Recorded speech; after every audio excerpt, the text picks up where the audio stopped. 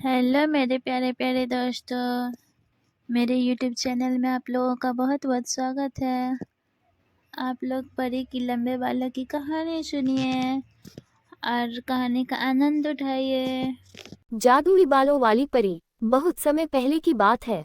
एक छोटे से गांव में जंगल के किनारे एक गरीब लकड़हारा अपनी बेटी रिया के साथ रहता था। रिया बहुत सुंदर थी और उसके बाल सुनहरी चमक के साथ इतने लंबे थे कि जमीन तक पहुंचते थे। गांव वाले कहते थे कि उसके बालों में कोई जादू है, लेकिन रिया और उसके पिता को इस पर विश्वास नहीं था। रिया बहुत मेहनती थी। वह अपने पिता का हर काम में हाथ बटाती और अपनी सरलता व मुस्कान से सबका दिल जीत लेती। लेकिन उसकी मां के गुजर जाने के बाद पिता बेटी की जिंदगी संघर्षपूर्ण हो गई थी। एक अनोखी घटना। एक दिन रिया जंगल में लकड़ी लेने गई। तभी उसे एक बूढ़ी औरत दिखी जो पेड़ के नीचे बैठी थी और बहुत परेशान लग रही थी। रिया ने पूछा, दादी, क्या हुआ? आप इतनी परेशान क्यों हैं? बूढ़ी औरत ने कहा, बेटी, मैं प्यास से मर रही हूँ। क्या तुम मेरी मदद करोगी? रिया तुरंत पास के झरने से पानी लेकर आए और बूढ़ी औरत को पिला दिया। बूढ़ी औरत ने मुस्कुराते हुए कहा, तुम बहुत दयालु हो बेटी। तुम्हारी इस मदद के लिए मैं तुम्हें आशीर्वाद देती हूँ। तुम्हारे बाल जादुई हैं और ये तुम्हारी जिंदगी बदल सकते हैं। लेकिन ध्यान रखना, इन्हें हमेशा सच्चाई और अच्छाई के लिए ही इस्तेमाल करना। ये कहकर बूढ़ी औरत गायब हो गई। रिया ने सोचा कि वह कोई साधारण बूढ़ी औरत नहीं, बल्कि कोई दिव्य शक्ति थी। बालों का जादू। कुछ दिन बाद गांव में एक समस्या आ गई। गांव के कुएं का पानी सूख गया था और सभी लोग बहुत परेशान थे। रिया ने सोचा कि उसे कुछ करना चाहिए। उसने अपने बालों को कुएं में डाल दिया और प्रार्थना की। चमत्कार हुआ, कुएं से मीठा पानी निकलने लगा। गांव वाले ये देखकर दंग रह गए और रिया को धन्यवाद देने लगे। धीरे धीरे रिया के जादुई बालों की खबर दूर दूर तक फैल गई।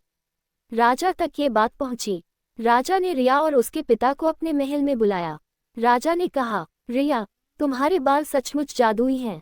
मैं चाहता हूं कि तुम मेरे महल में रहो और राज्य के लोगों की मदद करो। बदले में मैं तुम्हें और तुम्हारे पिता को हर सुख सुविधा दूंगा। लालच का सामना। रिया ने विनम्रता से कहा, महाराज, मैं अपनी जादुई शक्ति का इस्तेमाल सिर्फ जरूरतमंदों की मदद के लिए करना चाहती हूँ। मैं महल में रहकर यह नहीं कर सकती। कृपया मुझे अपने गांव में रहने दें।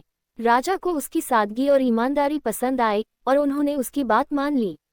लेकिन महल में रहने वाले मंत्री और कुछ दरबारी लालच में आ गए। उन्होंने सोचा कि रिया के बालों को काटकर वे अपनी संपत्ति बढ़ा सकते हैं। षड्यंत्र। एक रात जब रिया अपने घर में सो रही थी तो कुछ दरबारी चोरी छिपे आए और उसके बाल काटने की कोशिश की। लेकिन जैसे ही उन्होंने कैंची से उसके बाल छुए, चमत्कारिक रूप से वे बाल फिर से बढ़ गए। दरबारी डरकर भाग गए। रिया को समझ में आ गया कि अब उसे सावधान रहना होगा।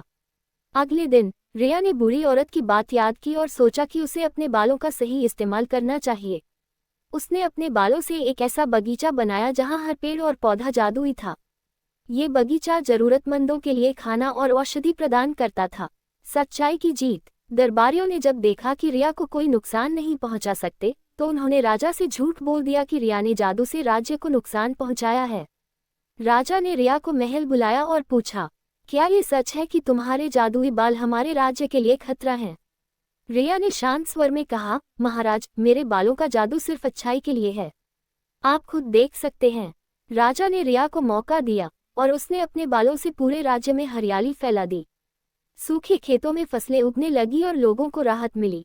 राजा ने महसूस किया कि दरबारी झूठ बोल रहे थे। उन्होंने उन्हें दंडित किया और रिया को सम्मानित किया। एक नई शुरुआत। रिया ने अपने गांव में ही रहकर लोगों की मदद करना जारी रखा। उसने सीखा कि सच्चाई और दयालुता से बड़ा कोई जादू नहीं होता। उसके बालों का जादू तभी काम करता था जब वह किसी सच्चे दिल से जुड़ी जरूरत को पूरा करने की कोशिश करती थी। समय बीतता गया और रिया का नाम सुनहरी परी के रूप में प्रसिद्ध हो गया। लोग कहते थे कि वह सच में एक देवी है जिसने अपने जादू से सभी की जिंदगी बदल दी। शिक्षा। ये कहानी हमें सिखाती है कि सच्चाई, दया और अच्छाई से बड़ी कोई शक्ति नहीं होती। अगर हमारे पास कोई विशेष गुण या शक्ति है तो उसका सही उपयोग ही सबसे बड़ा जादू है। कहानी पसंद आ रही होगी तो प्लीज़ वीडियो को लाइक और शेयर कीजिएगा, चैनल को सब्सक्राइब कीजिएगा। वीडियो देखने के लिए बहुत बहुत धन्यवाद। ऐसे ही आप लोग अपना सपोर्ट बनाए रखिए। Thank you.